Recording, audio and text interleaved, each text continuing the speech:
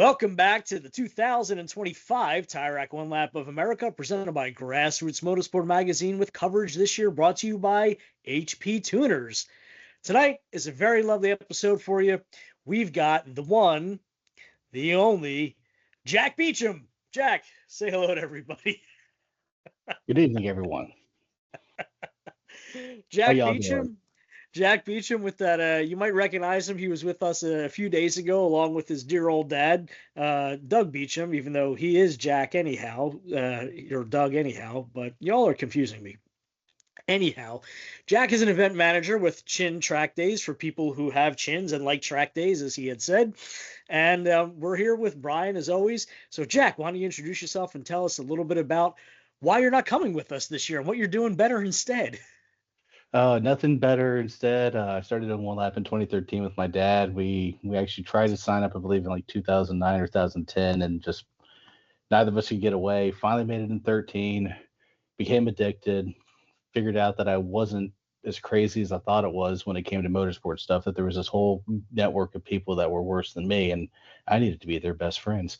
And couldn't shake the bug until 18. 17 was the last year I competed. 18, we were part of the media team, traveled around, made some bad jokes on live stream with Bryan by my side, and overall just a great time with One Lap and the One Lap family, and would love to be coming back. I'm between cars. May is our busiest time of the year with Chin, but hopefully in the next few years I'll be back there with hopefully something with a roof. Yeah, so perfect segue into what we're going to get into, because you've competed in something that, as far as I've been doing this, there's only been one other individual brave enough to do that, and it was the Caterham 7.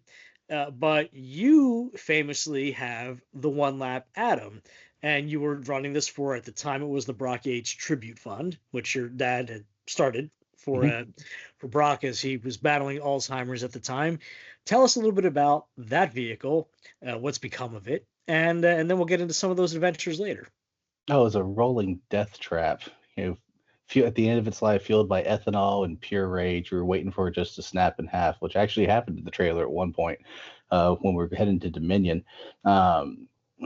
We always like to say that we survived One Lap, and that was really why we ended up retiring the car.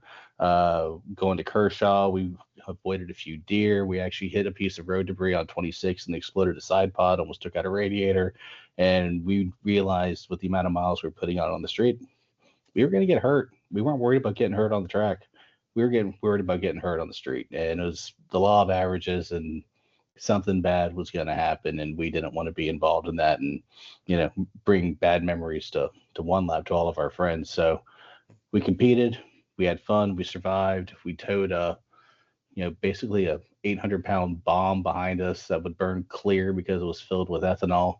But that was a nice little range extender, because then we had 400 miles until empty. But something that never occurred to me, the years that we ran E85, we weren't flex fuel. Like, we had to run straight ethanol or straight E85 the entire time.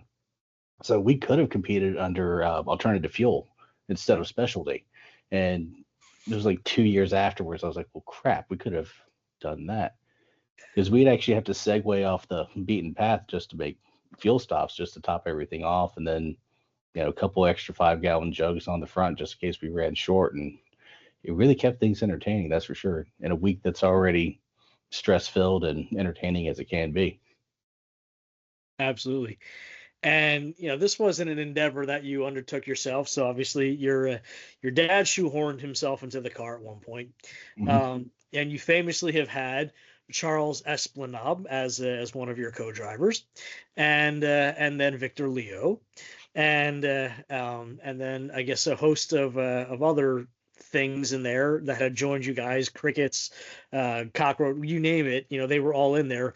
But before I turn it over to Bryan here, if I recall, what was it, 20? Oh goodness, what year was it where you guys effectively had a bathtub in the car the entire time? I mean, you were in wetsuits. Oh, that was the single day. This had to be what, 16 or? I mean, it was the year that we left Tire Rack. We went to pit race. Yeah. And So we 16, did I think that was 16 because we did like a waypoint stop at a Harley Davidson dealership, Yep. and the Lake Harley Erie. riders were all hanging out, and they all had dry suits on, and me and Victor were like, "Where do we buy these?" And so we went in the back and got full get-ups, and after that, we didn't have to worry about being wet anymore. Because Well, on our way to Pittsburgh, Victor is, keeps changing his clothes every time we go to a rest area, and he's all upset. I'm like, "What's wrong?" He's like, I don't think I ever told you. I'm really susceptible to catching pneumonia. I've got a, bit of a, bit of an issue." I'm like, "Well, that wasn't on your fucking driving resume." And I'm like, "Okay, well, how do we fix this?" And then luckily the Harley Davidson dealership it fixed all of our woes. But yeah, you'd start the car up in the morning, and the water would just vibrate and just look like it was boiling. And after that year, we put bigger drain holes in it.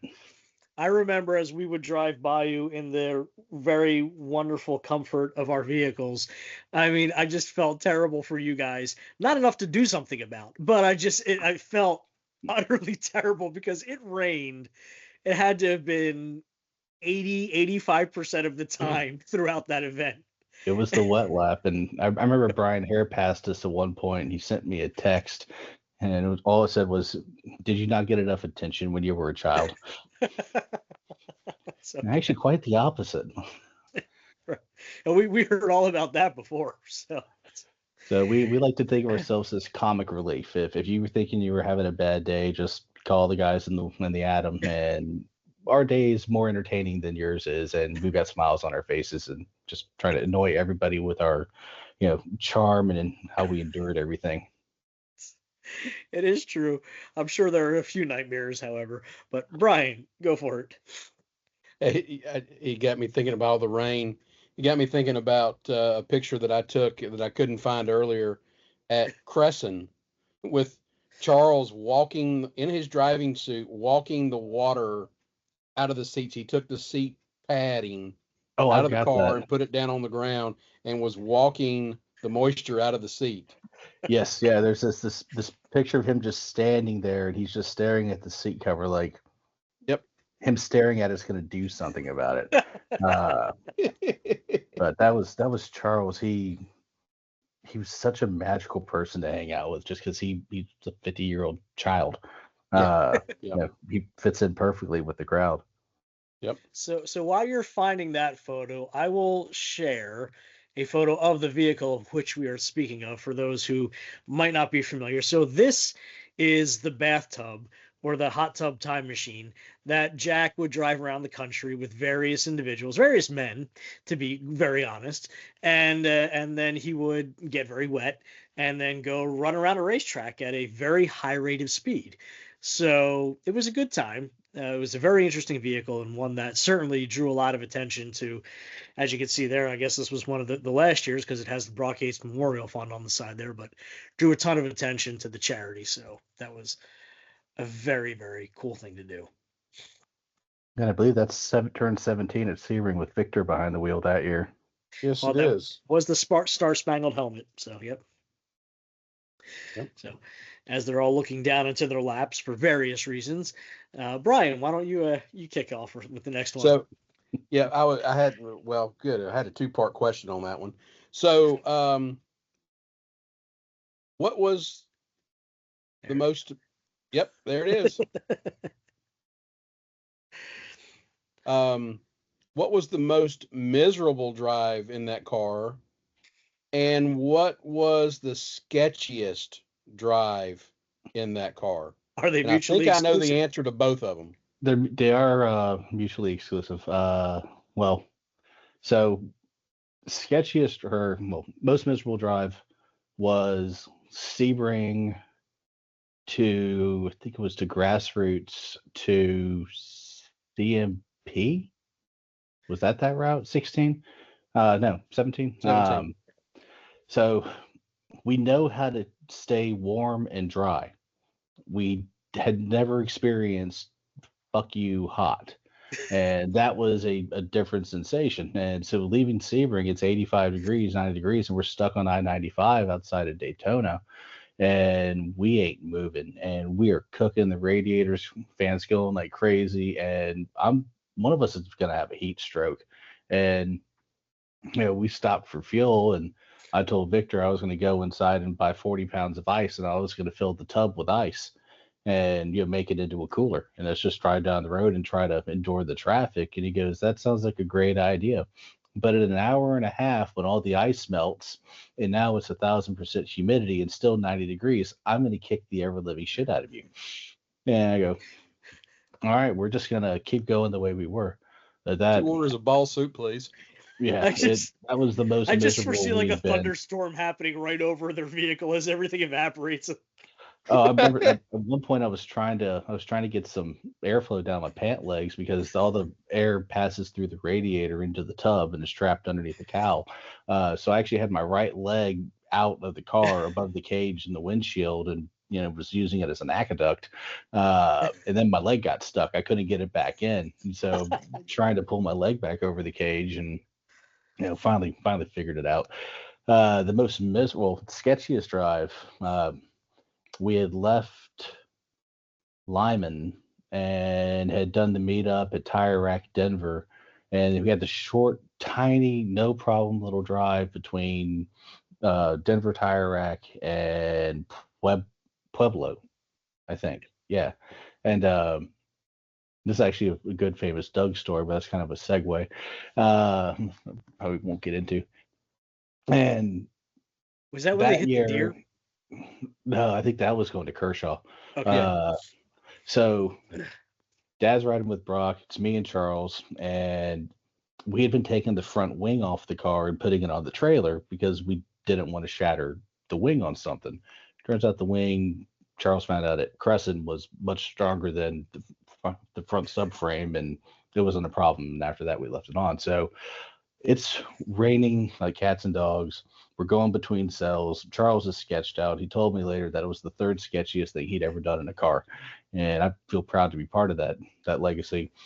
But at 70 miles an hour on these highways that are kind of polished with no front wing, 300 pounds of tongue weight, and a rear wing, you can take the steering wheel and do this. And it wouldn't turn. So he was having to trail brake into bends on the highway to get the front end to bite. And we ended up finding a gas station and just parked ourselves under the canopy for an hour and a half, waited till everything went by, and then met the rest of the one lappers at the Mexican restaurant y'all were all hanging out with. Yep. Or hanging out at. That was a different level of uncomfortable. So let's talk about Charles and braking for a minute, right? So I don't know if this was your experience in riding along with him, but I've had the fortune to go out with a lot of very talented drivers over the years, and they each have their own kind of little thing that I found defines them as a driver, sort of their piece de resistance, if you will, right? In my experience, Charles has got to be the latest, hardest braking individual I have ever ridden with.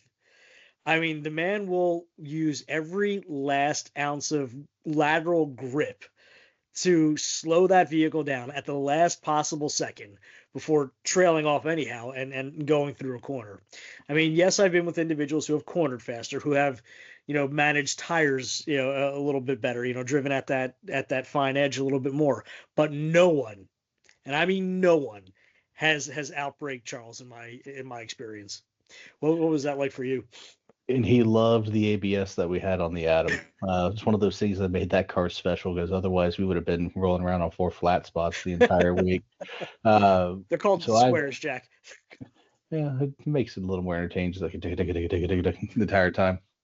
But now Charles, what I took away from him was just his smoothness, and he has a lot of respect for the machine. And I got to know Charles in my previous life when I was working for a Porsche shop near Road Atlanta, and we had built him and Charlie Putman this nasty $100,000 plus MX-5 for endurance racing. And I remember getting in-car video of him, and what amazed me was he's in this 2.3 swapped Miata, and he's chasing SLCs and Aston Martins, and he doesn't know what he's in. He just knows that there's a gearbox to his right, 3 pedals underneath him, and a steering wheel in front of him, and he just drove the car. but he never looked like he was hurt in the car. Just completely calm at all times. And somewhere I've got a video of him shaking down the Atom at Sebring, and somebody gives him a point by exiting, I think it's 13, coming out of a tower. And he passes him on the right, gives him a wave, and then reaches over, takes his other hand off the wheel, and shifts into fourth. And then puts both hands on the wheel. So for 2 seconds, he was no hands on the wheel, just being Charles. Yeah, but Sebring is just so smooth, and the car tracks perfectly there. Until you hit the bump. Mm-hmm. I mean, it really wasn't bad. I seem that to car recall before a it had fairly sway heavy, bars. unsettling event as you go right under the bridge in the front straight. Sebring has more elevation than every other track in the U.S. combined. It's just 4 inches at a time. Mm-hmm. Oh boy, not going to touch that one. So, go ahead, Bryan. So the love affair with the Atom was so great that you guys decided to do it twice, because you had the science experiment. Yeah, that was a fun little car. Yeah, I remember it. Was it 2013 when we were at VIR that we all went over to TMI and toured their facility, and I think that's where the seed got planted with you and your dad on building this car out, wasn't it? So Dad ended up at TMI, or at least saw Adams in the paddock at VIR during a Ferrari road rally in 2011 or 2012 with my mom, and thought the car was awesome, told me all about it. We got to go up and check them out. And then after, certain things that happened in 2013, decided it'd be best if we, had something that was a cage or had a cage in it.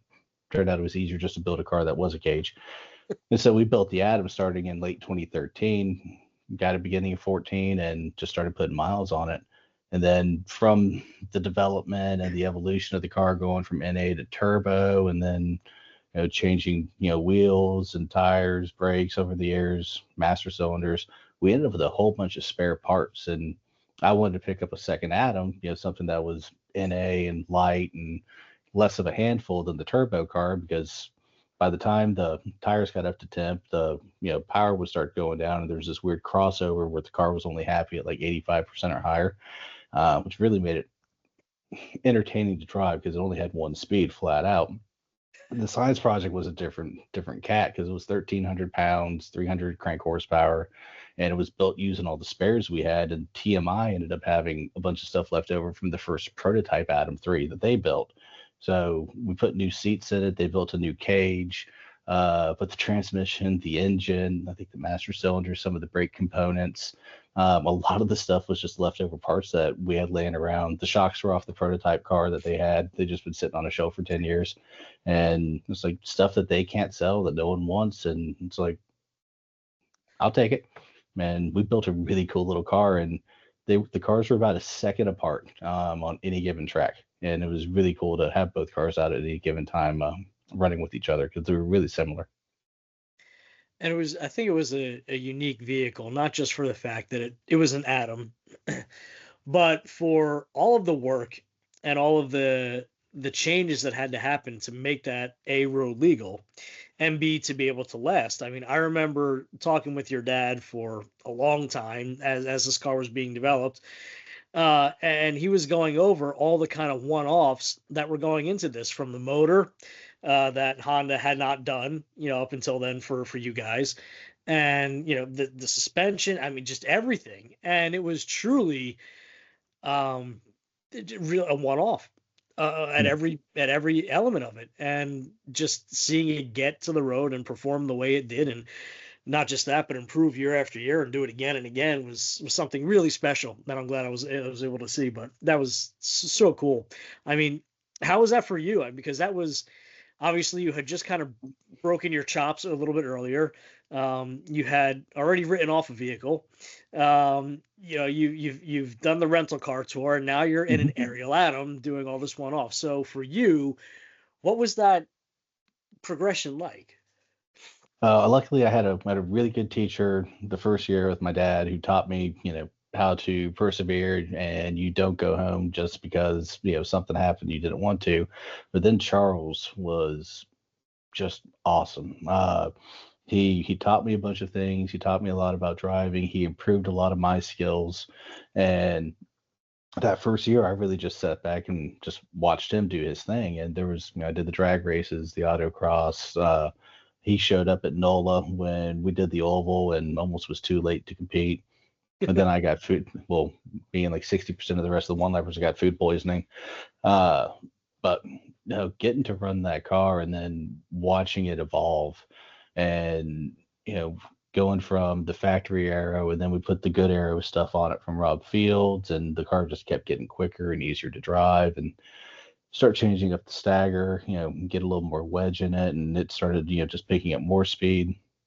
And then switching it over to E85, taking it down to Mace Tuning down in Jacksonville, and then that really felt like it was it. And I think the last thing we did to that car was put sway bars on it.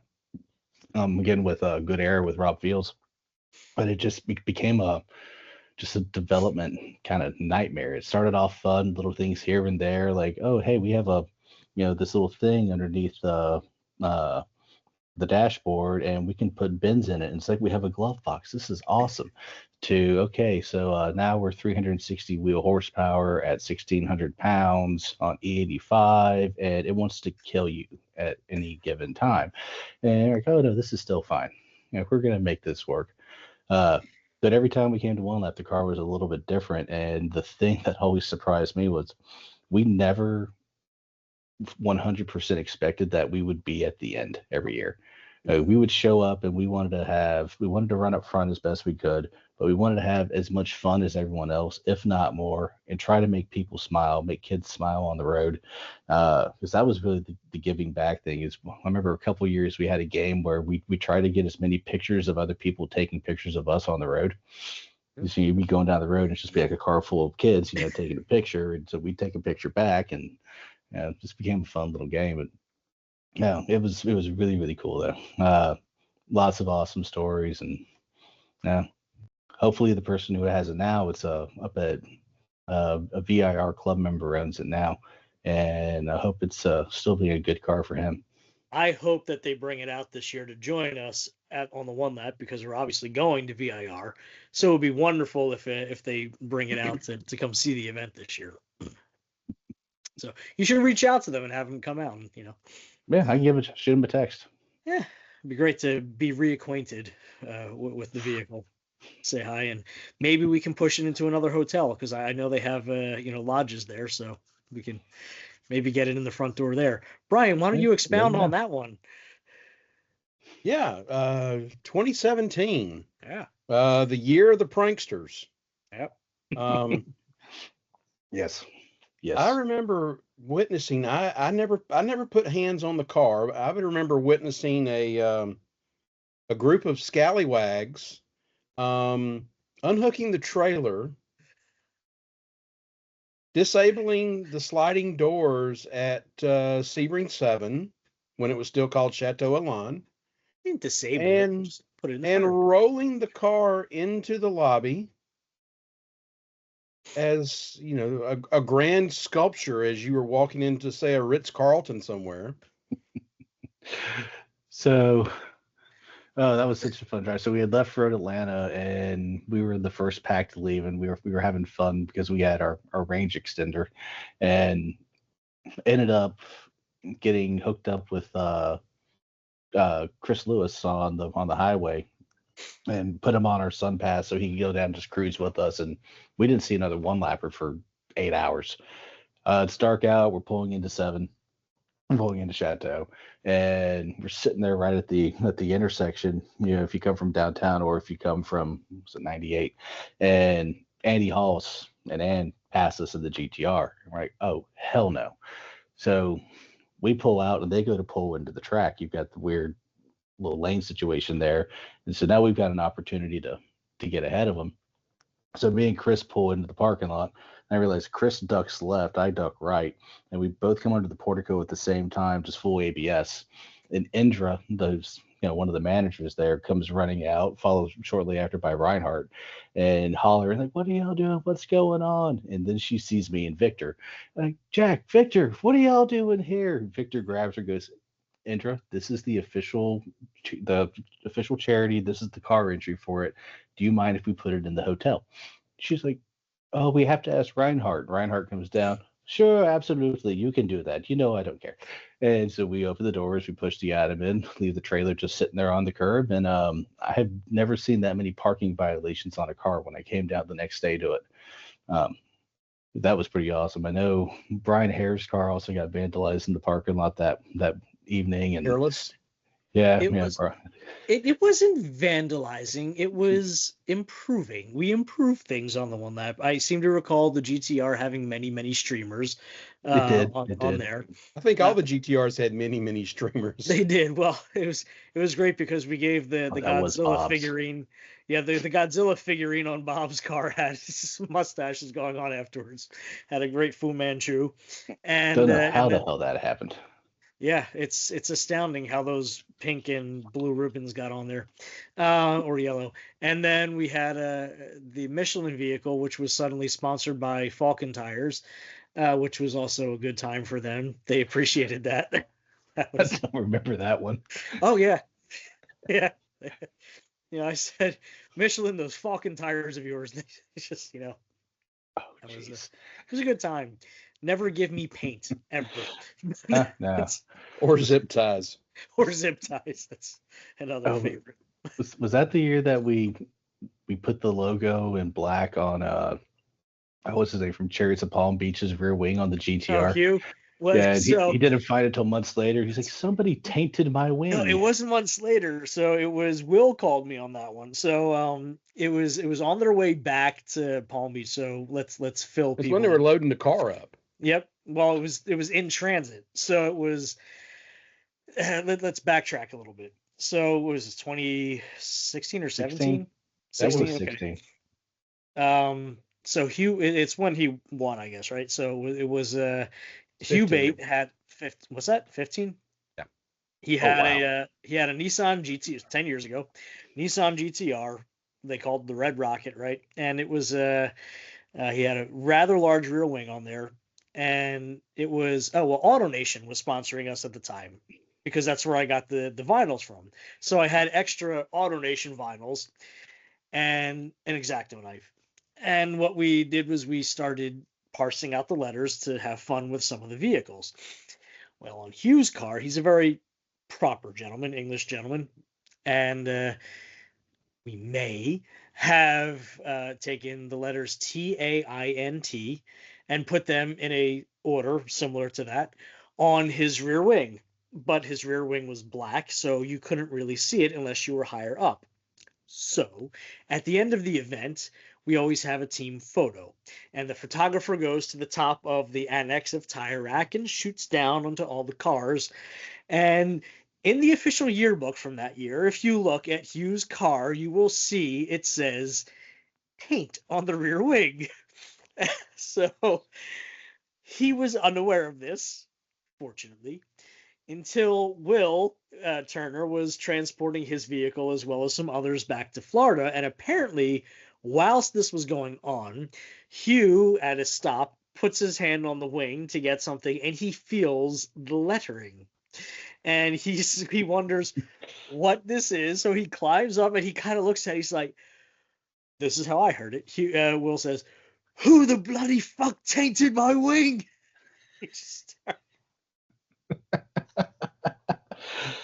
Oh, Lord.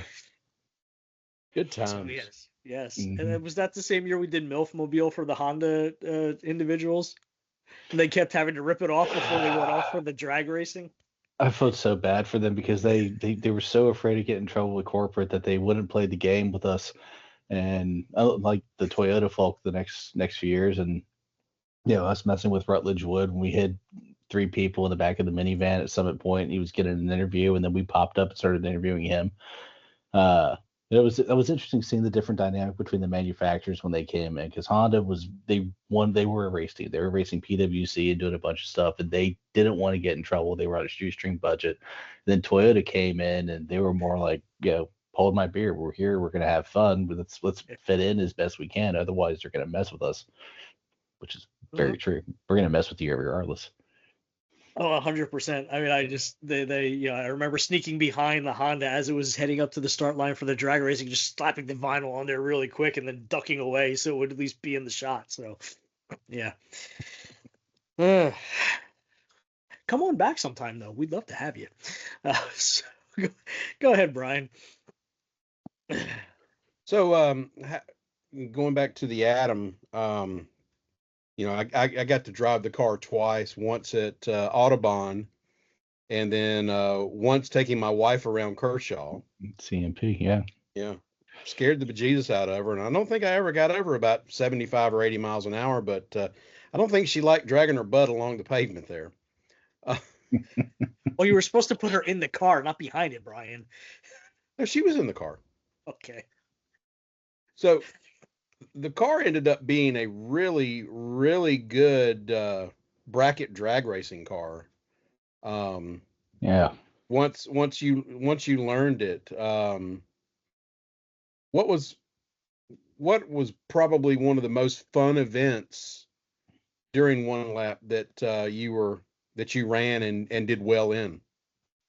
Well, the brackets were always fun with the original setup with the NA engine and the close ratio box. It was so easy to get that car off the line that it barely got any wheel spin, and had an awesome individual that liked to hang out with me who really knew how to dial in a bracket time. Bryan. I heard that guy's a jerk. Well, he knew what he was talking about that day. And you helped me dial that thing in all the way down to, I think, a 12.1 or a 12.2. And we ended up coming in second 2 years in a row.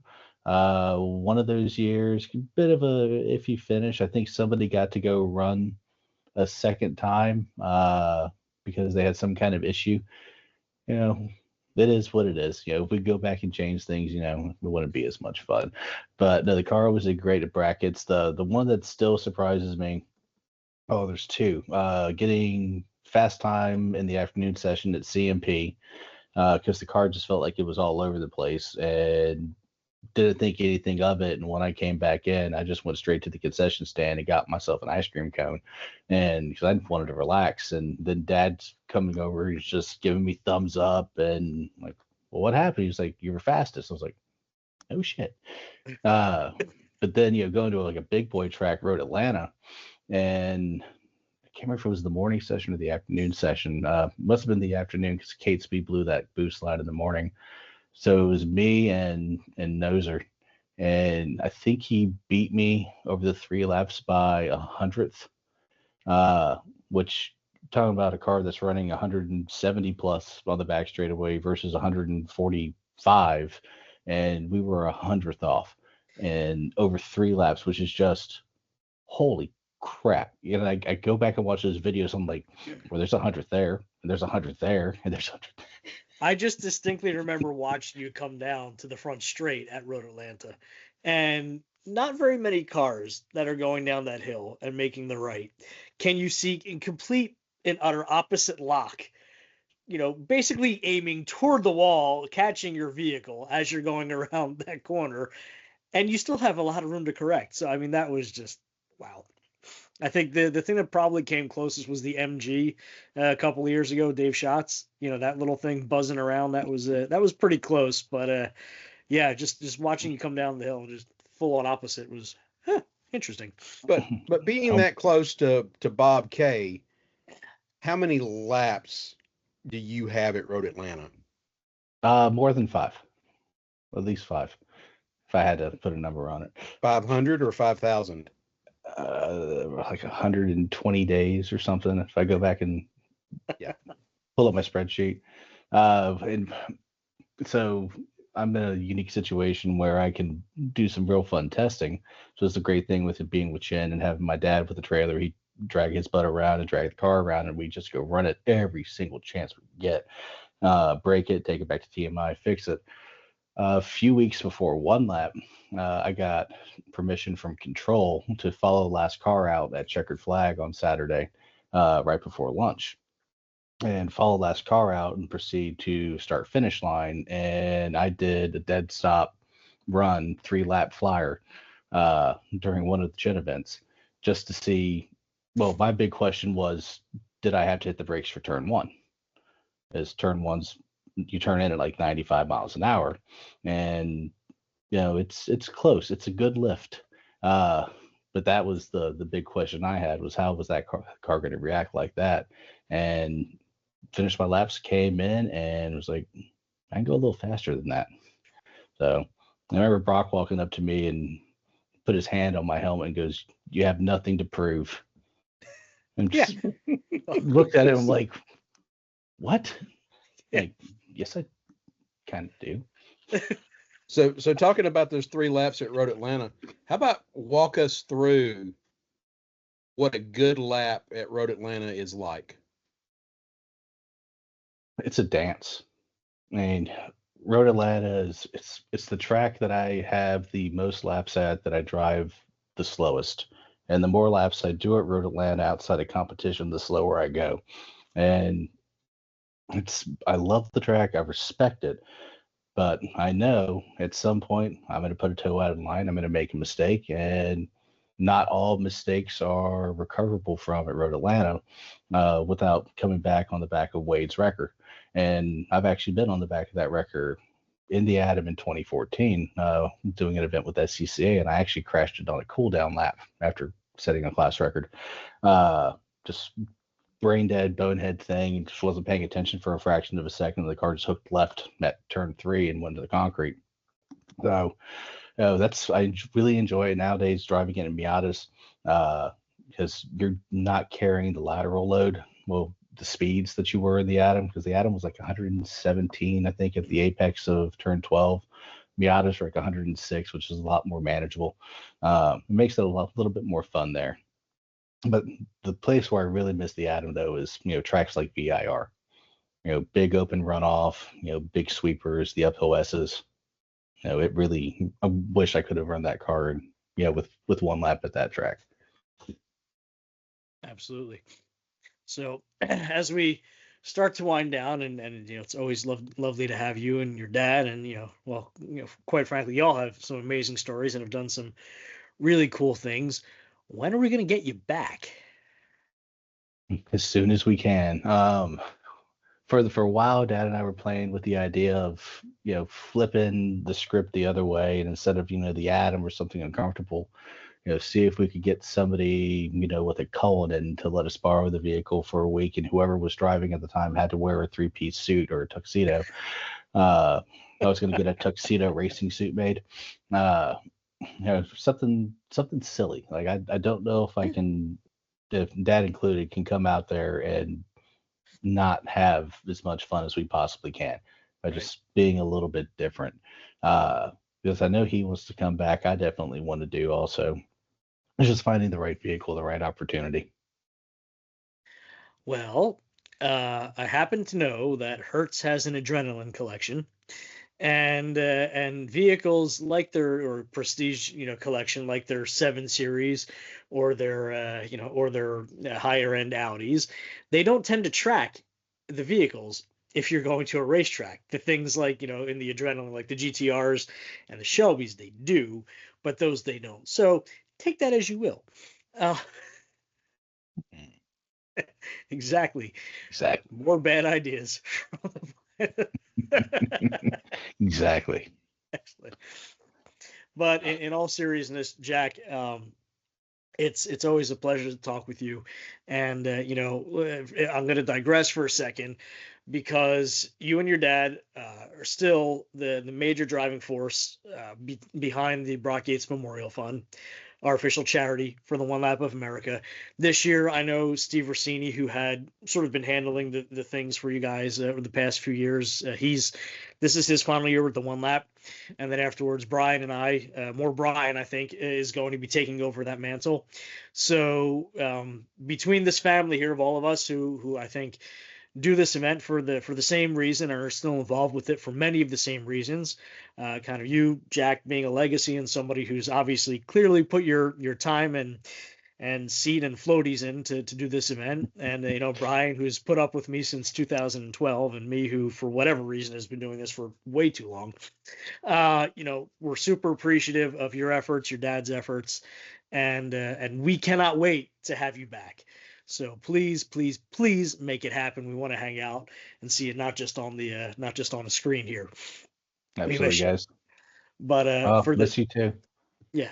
For the 2025 Tire Rack One Lap of America presented by Grassroots Motorsport Magazine, with coverage this year brought to you by HP Tuners, I'm Solomon, that's Bryan, and Jack Beachem. Thank you so much for joining us. Take care. Have a great night. Y'all take care.